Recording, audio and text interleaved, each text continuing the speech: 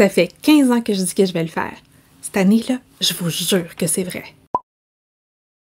Allô, allô, c'est Karine de Mon Coin Lecture et bienvenue dans cette vidéo où je vous présente mon challenge personnel pour les 10 prochaines années.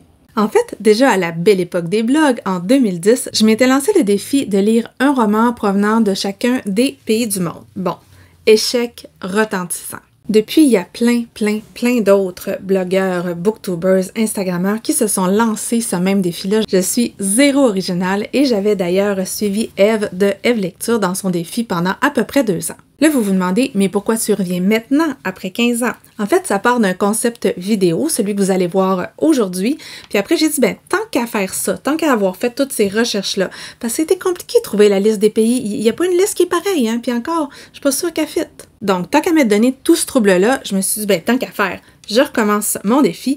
Et mon but, mon objectif dans ma tête, c'est de lire un auteur d'un pays qui est encore blanc sur la carte par mois. Ma carte, actuellement, elle ressemble à ça. J'ai lu actuellement des œuvres de 71 pays sur 195. Si on compte vite, là, il m'en manque 124. Donc, un par mois pendant 10 ans, on devrait y arriver. C'est beau l'espoir.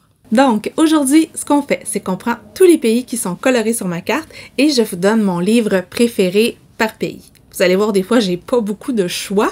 Et je vais pas m'attarder sur chacun des livres parce que ça va être éternel. D'ailleurs, ça se pourrait que je sépare cette vidéo-là en deux, dépendant du temps que ça va prendre pour filmer et dépendant aussi du nombre de divagations hors sujet que je vais vous produire. Ensuite de ça, une fois par saison, je vais me rasseoir ici devant ma caméra et je vais vous parler des 3 nouveaux pays que j'ai découverts par leur littérature. Donc, on y va! Ah oui, si vous voulez m'encourager dans mon concept pour les 10 prochaines années, vous pouvez liker la vidéo, vous pouvez la partager, vous abonner, bref, n'importe quoi. Il me semble que ça m'aiderait des cheerleaders. Et aussi, je vous le dis tout de suite parce que vraiment, c'est ce que je préférerais dans cette vidéo-là. S'il y a des pays pour lesquels vous avez des idées extraordinairement géniales, écrivez-moi ça dans les commentaires. Je vais essayer de me faire une petite pile à lire par pays pour avoir du choix un petit peu. Ok, on y va pour vrai. On commence avec l'Allemagne. En Allemagne, il y a Bernhard Schlink, que j'aime beaucoup comme auteur. J'avais adoré Le Liseur et j'ai beaucoup aimé La Petite Fille également, donc ça pourrait être ça. Il y avait aussi La Fabrique des salauds de Chris Kraus. Il me semble qu'il est allemand, lui. En tout cas, il me semble que j'ai vu ça quand j'ai cherché. Puis, il y a Le Parfum de Patrick Susskind. Oui, mais je vais y aller avec Schlink. Mais je dirais pas de titre, par exemple. Autriche, je serais tentée de dire que c'est plus facile. Zweig, c'est sûr que je vais vous parler de Stefan Zweig, Zweig mon amour. Bon, le problème c'est de choisir lequel, parce que je les ai beaucoup aimés. Mais celui qui me revient en premier, c'est La Confusion des sentiments. Le Monde d'hier aussi, j'avais adoré cette chronique-là. Puis il y avait son contemporain aussi, Arthur Schnitzler, Mademoiselle L, c'était excellent, mais quand même, Zweig. Pour la Belgique, on va y aller avec Jacqueline Hartmann et Moi qui n'ai pas connu les hommes, qui est un roman de science-fiction qui m'a frappée, qui m'a désespérée, mais que je recommande. C'est excellent. On passe au Danemark. J'ai lu récemment un très bon roman danois qui s'appelait En dehors de la gamme de Anne-Catherine Baumann, mais quand même, il faut que j'aille avec Jean-Driel et ses raconteurs. J'adore ses raconteurs, ce sont des petits bonbons, donc on va y aller pour ça. C'est au Groenland, hein, mais le Groenland, c'est un territoire danois, donc ça marche. En Espagne, mon préféré, c'est clairement Confiteor de Jaume Cabre. C'est un chef-d'œuvre, ce roman-là. On est dans le cerveau d'un homme qui commence à perdre un petit peu la mémoire, qui va nous raconter sa vie. Ça parle de livres, ça parle de musique, c'est fabuleux. Puis si on regarde le titre, Confiteor, on se doute qu'il y a peut-être quelque chose à se faire pardonner. Lisez-le. En Estonie, on y va avec L'homme qui savait la langue des serpents de Andrus Kivirak. Ça parle de la fin d'un monde, du début d'un autre monde. Ça parle des anciennes coutumes. C'est beau, c'est fabuleux, c'est plein de nature. J'ai adoré ça et ça brise le cœur. Mais c'est beau. En Finlande, je n'ai pas de gros coup de cœur finlandais. J'en ai lu plusieurs, mais il n'y en a pas que ça a fait « wow ». Dans ce que j'ai lu, celui que j'ai préféré, je pense que c'est La douce empoisonneuse de Arto Pässilina. C'est l'histoire d'une très gentille dame qui ne va pas se laisser faire. Toujours un peu particulier avec cet auteur-là. En France. Bon, en France, c'est n'importe quoi, là. C'est impossible d'en choisir juste un. J'en ai trop lu. Il y a quelques pays comme ça, là, que c'est un petit peu n'importe quoi. Mais quand même, Proust. Hein, Proust, pour moi, la recherche, ça a été une révélation. Mais Zola aussi. Alexandre Dumas, c'est comme... On peut pas choisir, c'est impossible. Tu sais, je regarde là, je vois Cyrano, je me dis, bon, il y en a des tas. Dans les livres, disons, qui ont été écrits il y a moins de 100 ans, je dirais que c'est Nous sommes éternels de Pierrette Fleutiaux. Je sais pas pourquoi il m'a touchée comme ça, ce roman-là. C'est un thème qui est assez difficile, qui est très dur, qui est assez tabou aussi. Mais en tout cas, il m'a laissé complètement vide. Donc, je vais marquer celui-là. Marquer. Je vais choisir celui-là. Comme si j'allais l'écrire. En fait, je l'écris. C'est parce que des fois, j'écris quelque chose puis je rechange d'idée en vous le disant. Pourquoi faire simple quand on peut faire compliqué? En Grèce, je n'ai lu aucun auteur grec qui ne soit pas antique. C'est n'importe quoi. Donc, on va dire l'Iliade parce que j'adore l'Iliade. Puis, Antigone, Sophocle était-tu grec? Sophocle était-tu grec? S'il n'est pas grec, je sais pas, il était quoi? Mais bon, je pourrais quand même lire quelque chose de plus récent. On passe à la Hongrie. Je vais clairement choisir La vie de Liszt. C'est un roman de Zsolt Arsani qui est une biographie très romancée de la vie du pianiste et compositeur Franz Liszt. J'ai hésité un peu avec Le Grand Cahier d'Agatha Christophe parce que c'était limite un uppercut quand je l'ai lu, hein, mais ça fait longtemps donc. Liszt. L'Irlande. Bon, l'Irlande, c'est difficile à choisir parce qu'il y a quand même beaucoup de choses que j'ai beaucoup aimées. Et les romans dont je vous parle aujourd'hui, ce sont des romans de cœur, là. C'est pas des trucs qui sont nécessairement bons littérairement. Ben, souvent, oui, du moins, moi, je trouve. Mais pas toujours, vous allez voir. Quand même. Je pense que je vais y aller avec Dorian Gray de Oscar Wilde parce que je le trouve hilarant, ce type-là. Pas dans Dorian Gray, là, mais ailleurs, dans ses aphorismes, entre autres. Mais j'ai quand même hésité avec Apeirogon de Colum McCann, Brooklyn de Colm Tóibín et Circle of Friends, c'est ça que je vous disais, de Maeve Binchy. J'avais adoré ce roman-là quand j'étais jeune adulte ou grande ado, je sais plus trop. Je l'ai pas relu depuis, puis je voudrais pas le relire, mais que j'avais donc aimé ça. En Islande, je vais y aller avec un auteur qui est John Kalman Stephenson. Il écrit une trilogie, en fait j'ai lu les 2 premiers tomes, la trilogie qui commence avec Entre ciel et terre. Sa plume, c'est d'une beauté. Bon, il faut aimer les plumes qui prennent leur temps. J'adore ça comme vous le savez, donc j'avais adoré ces romans-là. Faudrait d'ailleurs que je la finisse et j'ai quelque part Ton absence n'est que ténèbres. Bref, c'est un auteur que j'aime énormément, mais les 2 premiers tomes de la trilogie, là, c'était des gros coups de cœur. Pour l'Italie, j'ai hésité entre 2 œuvres, mais je vais y aller avec celle de mon cœur et celle qui y est depuis le plus longtemps, c'est-à-dire Le nom de la rose de Umberto Eco. Je ne me lasse pas de ce texte et cette bibliothèque et cette finale. Ah, j'ai adoré ça. L'autre avec lequel j'hésitais, c'était la quadrilogie de l'amie prodigieuse parce que j'ai été tellement divertie et c'était tellement... Bon, en fait, divertie.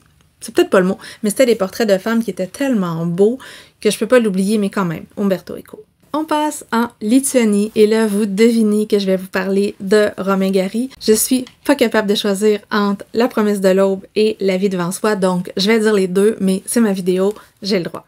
La Norvège, et que ce pays m'a fait rêver et je ne suis pas encore allée un jour, peut-être l'an prochain, je sais pas, je vais faire beaucoup de choses l'an prochain. Moi qui aime énormément le théâtre, j'avais adoré Une maison de poupées de Ibsen, lu adolescente ou jeune adulte, je trouvais que c'était une critique sociale et la position de la femme et tout plein de choses. J'avais adoré ça. Plus récemment, j'ai découvert Vigdis Lafarouche de Sigrid Undset. J'ai vraiment aimé ça. Je veux tout lire de cette autrice-là. Puis il y avait eu le roman de Bergen, puis il y avait eu le livre de Dina. Il y avait tellement de choses que j'ai aimées. Mais je vais y aller avec Vigdis. Je pense que c'est peut-être plus récent, mais ouais, c'est un texte écrit à la manière des épopées nordiques et j'ai aimé ça. C'était cool. Pays-Bas, je crois que j'ai un choix pour les Pays-Bas et c'était une bande dessinée que j'avais aimée, ça s'appelait Le retour de la Bondrée, c'est de Aimé de Jong ou de Young. C'était l'histoire d'un jeune libraire qui devait faire face à ses souvenirs, j'avais trouvé ça très émouvant, j'avais aimé ça, mais mes souvenirs sont un peu flouteux, en tout cas, je me rappelle moyen. Pour la Pologne, mon choix va se porter sur Les Envoûtés de Witold Gombrowicz. Et là, un jour, je vous raconterai l'histoire de salle d'attente de médecins avec ce nom-là, en fait, avec ce livre-là. Je vous raconterai un jour. C'est un roman gothique, on est dans un château étrange, il y a toutes sortes de personnages, ça a l'air envoûté, enchanté. Moi, les romans gothiques, c'est mon truc, j'avais adoré ça. Puis en Pologne, quand même, c'est difficile d'oublier Olga Tokarczuk, j'ai adoré Sur les ossements des morts. Puis il y avait eu le livre de Jacob aussi, c'est une autrice qu'il faut nommer, mais quand même, Les Envoûtés. Au Portugal, encore une fois, j'ai pas tant de méga coups de cœur, j'ai pas lu grand chose, j'ai pas lu beaucoup d'auteurs portugais. Le seul dont je me souviens puis dont je peux vous parler un peu, c'est L'autre comme moi de José Samarago ou Saramago, je sais jamais lequel. Et c'est l'histoire d'un homme qui va devoir faire face à son double parfait et ce sera pas simple et ça va être assez intriguant. Il était dur à lire par exemple, je peux pas dire que j'ai adoré ça, c'était pas très long mais ça m'avait pris 2 éternités. Pas mon préféré. C'était pas mal, mais c'est pas un coup de cœur. Roumanie, je vais y aller, bien entendu, avec Ionesco. Oui, j'aime les classiques, j'aime ça, qu'est-ce que vous voulez. Presque tout le monde préfère la cantatrice chauve, moi j'aime ça, mais mon préféré, c'est Rhinocéros. La leçon aussi. Mais dans Rhinocéros, on a un mélange d'histoire, de critique de société et d'absurde qui me plaît particulièrement. Royaume-Uni. Encore une fois, c'est compliqué. C'est compliqué parce que Dickens, parce que Jane Austen, parce que Forster, Maurice... En fait, tout Forster est extraordinaire. Donc, c'est toutes mes un peu préférés. Mais si on regarde encore une fois, moins de 100 ans, je dirais que ce serait Atonement, Expiation de Ian McEwan. C'est un auteur que je trouve fabuleux. J'aime tout ce qu'il fait, j'aime sa plume, mais celle-là, la narration, ça m'avait jeté par terre. Donc, on y va avec cette petite combinaison-là. Pour la Russie, ceux qui me connaissent savent que j'ai eu une période très intense de littérature russe. Je suis allée en Russie, d'ailleurs, en 2014. Fallait quand même vouloir. Et encore une fois, c'est extrêmement difficile de choisir. Je serais pas capable, en fait. Je serais clairement pas capable. Eugène Onegin de Pushkin, c'est extraordinaire. Crime et châtiment, Guerre et paix. Moi, je trouve ça drôle. Les scènes de bagarre dans Guerre et paix, là, tout le monde s'emmerde. Moi, je trouve ça hilarant. Adolescente, j'ai pleuré ma vie en lisant Dr. Zhivago, mais je dois avouer que la littérature russe actuelle, je connais beaucoup moins, donc j'aurais de la misère à vous en donner un plus préféré. On va y aller avec ça, je vais donner 4 quand même. Pour la Suède, j'avais eu un gros coup de cœur pour Ne suis jamais de larmes sans gants de Jonas Gardell. C'est un roman sur les annécidas en Suède. C'est triste, c'est beau. Lisez-le. Pour la Suisse, ça n'a pas été si facile pour la Suisse jusqu'à ce que je me souvienne que Albert Cohen pouvait être considéré comme suisse. Pas sûr, hein? Il me semble que oui. Tout le monde haït Belle du Seigneur. Moi, j'aime ça. Je les trouve détestables toutes les deux, là. Tu dis, oh mon Dieu, arrêtez. Tu sais, c'est des personnages que je ne comprends absolument pas, mais je trouvais ça fascinant de pas les comprendre. Bon, fascinant longtemps, vous direz, mais moi, j'avais aimé ça. Prenez pas ça comme du cash, parce que si je me fie aux réactions de plusieurs de mes amis, vous allez souffrir. En République tchèque, j'ai lu très peu d'auteurs tchèques récents. Je vais donc y aller avec Le procès de Kafka. C'est l'absurde poussé à son comble. Et lire ce texte-là m'a permis d'utiliser le mot kafkaïen à toutes les sauces. Mais c'est quand même un pays dont je pourrais lire davantage d'auteurs plus modernes. Et le dernier pays d'Europe pour lequel j'ai lu des choses, c'est l'Ukraine. Ce dont je vais vous parler, c'est zéro représentatif de la littérature de ce pays-là, mais quand même Vita Nostra de Marina et Sergei Diatchenko. C'est un truc de dark academia complètement what the fuck. J'ai dit fuck. C'est une magnifique métaphore du passage à l'âge adulte, mais quand on l'ouvre, il faut s'attendre à rien comprendre, puis le fermer, puis être pas sûr de tout comprendre non plus. Par contre, pour ma part, j'ai adoré le voyage. Mais je te mêlais des bouts. Donc, si on fait le bilan, les pays d'Europe dont je n'ai rien lu à date, ce sont l'Albanie, le Bélarus, la Bosnie-Herzégovine, la Bulgarie, la Croatie, le Kosovo, c'est un pays, je suis pas sûre que c'est un pays le Kosovo, en tout cas, la Lettonie, le Liechtenstein, le Luxembourg, la Macédoine du Nord, Malte, Monaco, la Moldavie, le Monténégro, Saint-Marin, la Serbie, la Slovaquie, la Slovénie, puis je pense que c'est tout. Donc, si vous avez des romans à me conseiller pour ces pays-là, allez-y fort dans les commentaires. On traverse l'océan et on s'en vient ici, en Amérique. Dans les romans canadiens, ça c'est vraiment difficile à choisir. Je pourrais faire un top au complet avec mes romans québécois préférés. Je devrais le faire d'ailleurs. Ouais, il me semble qu'il est fait. Je pourrais le faire un jour. Ou je l'ai déjà fait. En tout cas, c'est pas grave.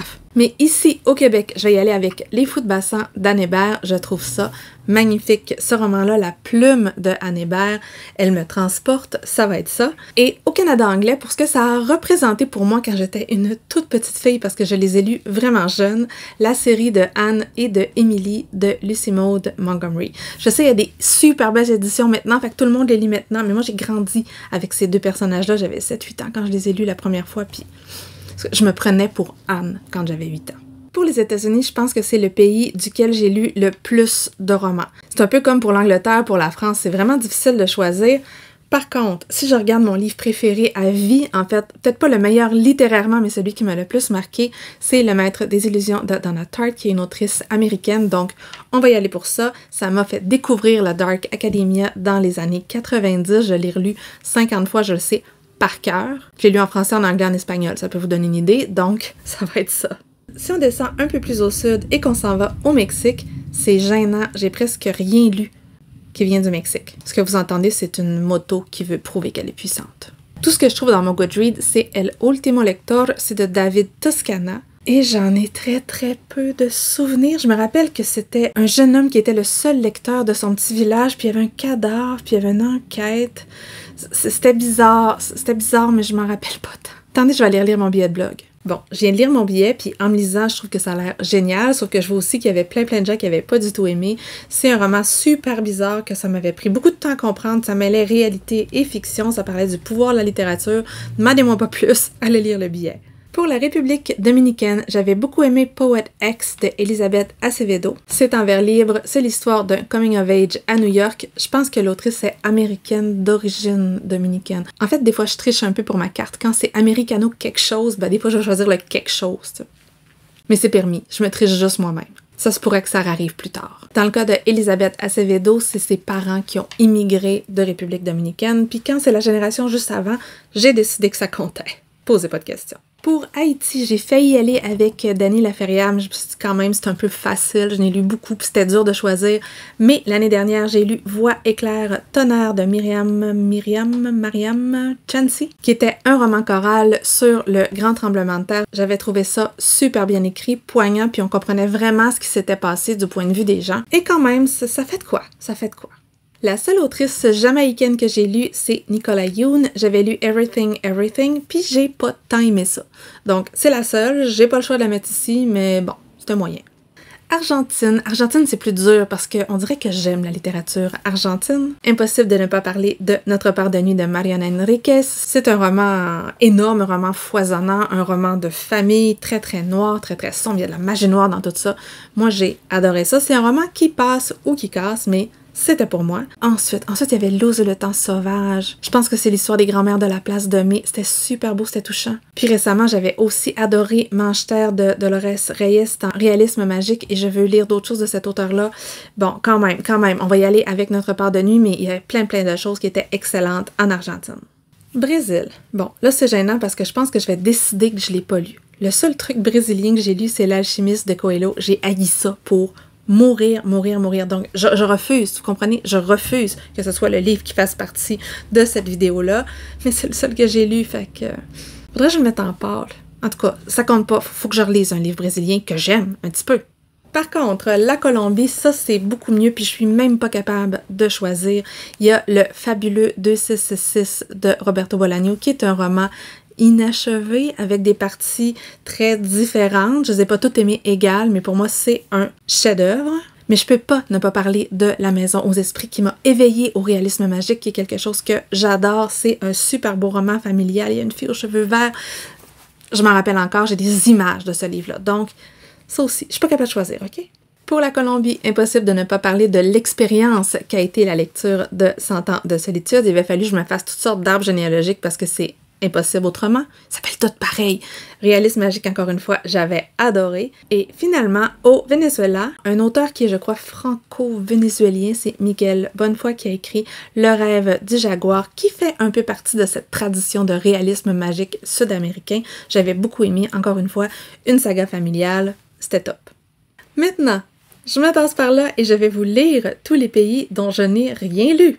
Je vais même pas essayer de fixer l'écran là, je vais lire. Donc, on a Antigua et Barbuda, les Bahamas, la Barbade, le Belize, le Costa Rica, Cuba, la Dominique, la Grenade, le Guatemala, le Honduras, le Nicaragua, le Panama, Saint-Christophe et Nieves, Saint-Vincent et les Grenadines, Sainte-Lucie, Trinité et Tobago, la Bolivie, l'Équateur, la Guyana, le Paraguay, le Pérou. J'ai rien lu du Pérou, ça se peut-tu? Je vais rechecker. Le Salvador, le Suriname et l'Uruguay. Ça va pas bien, hein? Mais par contre, j'attends encore une fois vos suggestions dans les commentaires. Puis je vais checker pour le Pérou. Maintenant, on va faire la croisière dans l'autre sens et on s'en va en Afrique. Il y a 54 pays en Afrique. J'ai lu des romans qui proviennent seulement de 14 d'entre eux. Cette partie-là devrait pas être longue, mais watchez-moi la liste tantôt par contre. On va commencer par l'Afrique du Sud et mon roman préféré de ce pays-là, c'est Une saison blanche et sèche de André Brink. Ça parle de l'apartheid, ça montre à quel point certaines personnes se sont aveuglées volontairement face à ce qui se passait. C'est très engagé, j'ai beaucoup aimé ça.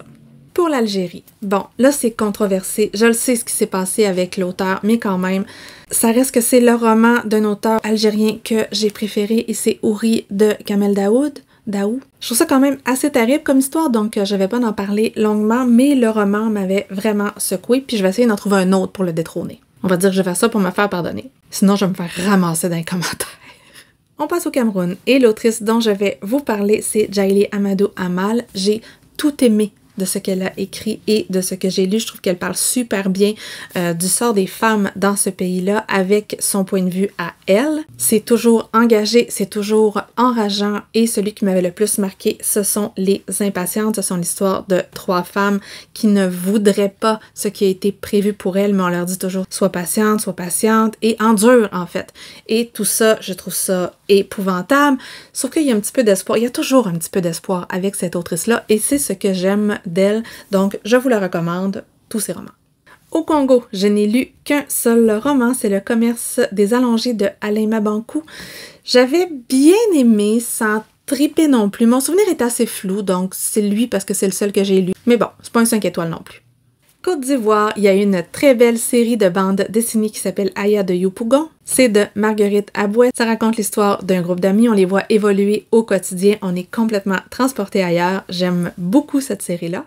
Pour l'Égypte, j'ai très peu lu d'auteurs égyptiens, puis je pourrais capillotracter en disant « Bon, mais ce que je sais de toi d'Éric Chacour, j'ai adoré ça, mais bon, il est plus québécois que égyptien quand même. » En tout cas.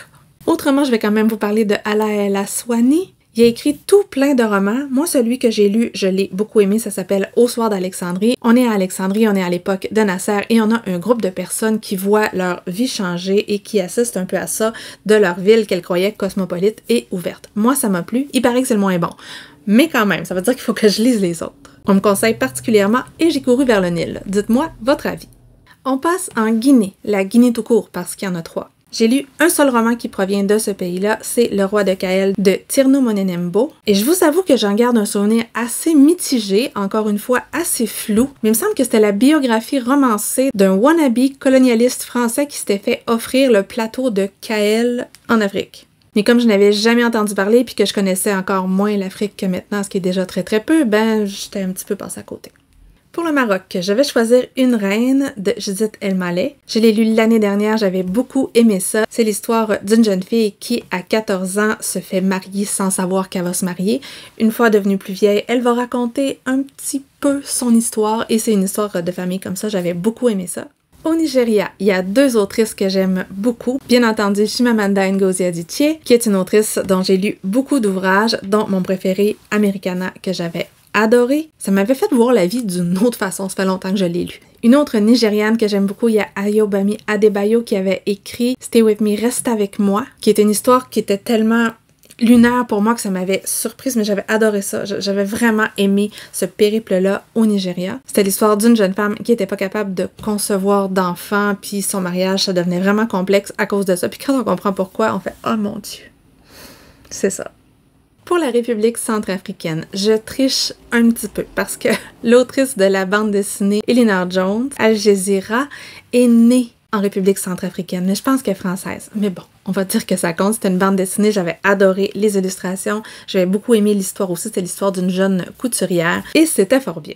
Pour le Rwanda, bien entendu, je vais parler de Gaël Faye. J'ai aimé ces 2 romans, mais je pense que j'ai préféré Jacaranda parce qu'il y avait plus d'espoir dans Jacaranda. On rencontre un jeune garçon qui s'en va au Rwanda, le pays que sa mère a fui, et ça parle de secrets de famille, et ça parle de la redécouverte de ce pays-là, et d'une petite fille qui se cache dans son Jacaranda. C'était super beau.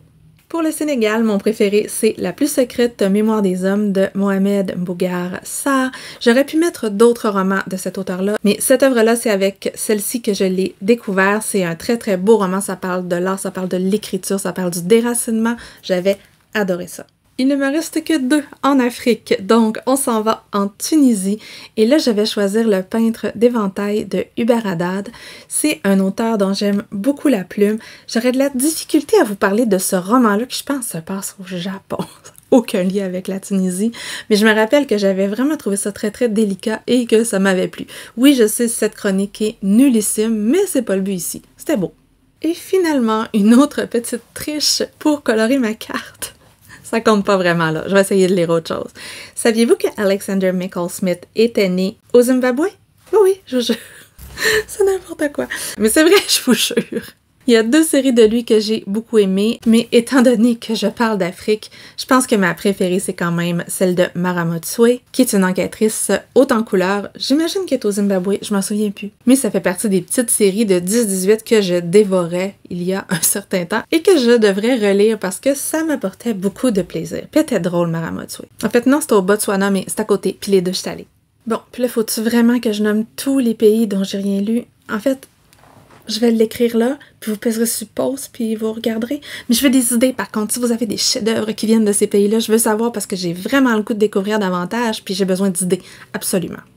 Direction l'Océanie, où il y a 14 pays, dont 12 dont je n'avais jamais entendu parler. Non, Papouasie-Nouvelle-Guinée, je connaissais ça de nom. Ceci dit, vous ne serez pas surpris de savoir que j'ai lu seulement des romans qui proviennent de 2 pays, c'est-à-dire l'Australie et la Nouvelle-Zélande. Pour ce qui est de l'Australie, je pense que je vais y aller avec la voleuse de livres de Marcus Zusak. Ça se passe pas du tout en Australie. Ça se passe pendant la Deuxième Guerre mondiale. C'est l'histoire de 2 enfants. C'est beau, c'est triste. Et la petite fille, elle vole des livres. Puis la narratrice, c'est la mort.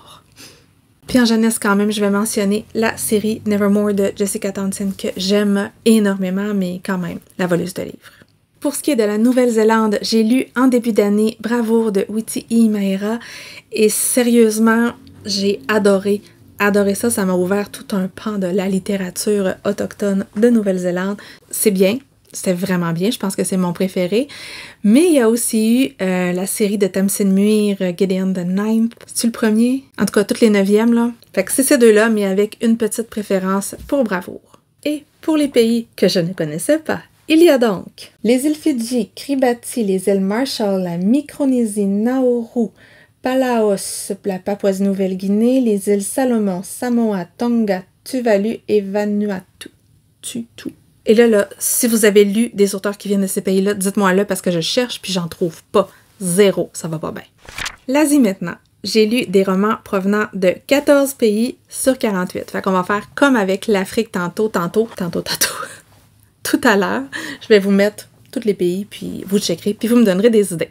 On y va avec ceux dont j'ai lu quelque chose. Donc, pour l'Afghanistan, sans surprise et sans originalité, je vais y aller avec Khaled Hosseini. Il habite aux États-Unis maintenant, mais il est né à Kaboul et j'ai adoré Les Cerfs-volants de Kaboul et Mille soleils splendides. Les 2, j'ai adoré ça. Je suis pas sûre si je suis capable de choisir. En fait, ça fait plus longtemps que j'ai lu Les Cerfs-volants de Kaboul. L'autre m'avait fait plus fâcher, mais j'ai de la misère à dire lequel qui est le plus fort, donc. Moitié de chacun? On dit ça comme ça? Pour l'Arménie, ça c'est facile. La maison dans laquelle de Mariam Petrosian. C'est un roman casse-tête, un roman mystère avec une narration fantastique. J'ai tellement aimé ça. C'est épais comme ça. C'est des enfants qui sont différents, qui sont tous dans une école et qui attendent de graduer. Et ce qui se passe après, en tout cas, j'ai trouvé ça fantastique. On ne sait pas tant ce qui se passe après, mais c'est bon.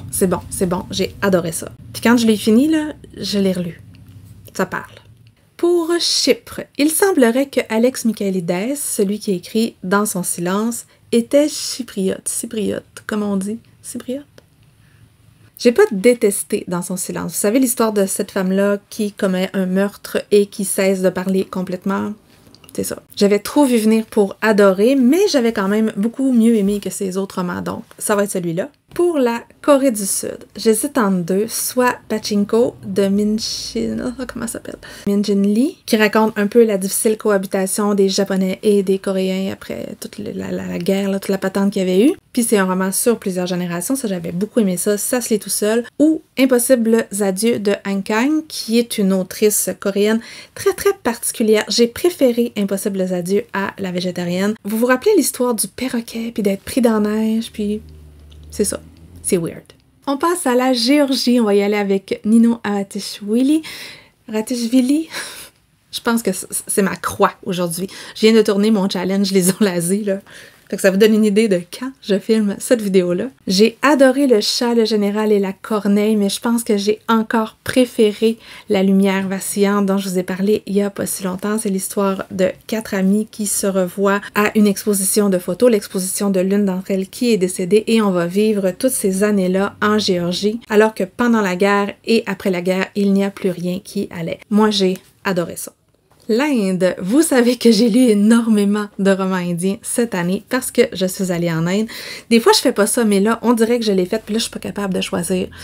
Je vais peut-être y aller avec Les Enfants de minuit de Salman Rushdie parce que franchement, c'est un roman qui m'avait fascinée. C'est toute l'histoire de l'Inde à travers la vie de ce jeune garçon-là qui est naïf, ça n'a pas de bon sens. Mais je vais en mentionner quelques autres quand même, ok? J'ai adoré Le Guide et la danseuse de Narayan, puis j'en avais parlé avec mon guide là-bas. Pour eux, c'est vraiment un monument, puis c'est vraiment très très ancré dans leurs coutumes aussi. Fait que le fait d'en jaser avec lui, ça me l'avait fait aimer un peu plus. Le Dieu des petits riens de Arundhati Roy que j'ai lu en début d'année, ça fait partie des romans que j'ai préférés cette année. Compartiment pour dames de Anita Nair, c'est excellent également. Il y a du très très bon en littérature indienne. Pour l'Indonésie, ce que j'ai préféré, c'est Dial A for Aunties de Jessie Q. Sutento. Ça a été traduit avec un titre à rallonge, je pense. Je pourrais pas vous le dire, je vais vous l'écrire en quelque part. Mais c'est l'histoire d'une planificatrice de mariage qui se retrouve avec un cadavre et ses 4 tantes qui se mêlent de toutes. C'est super drôle.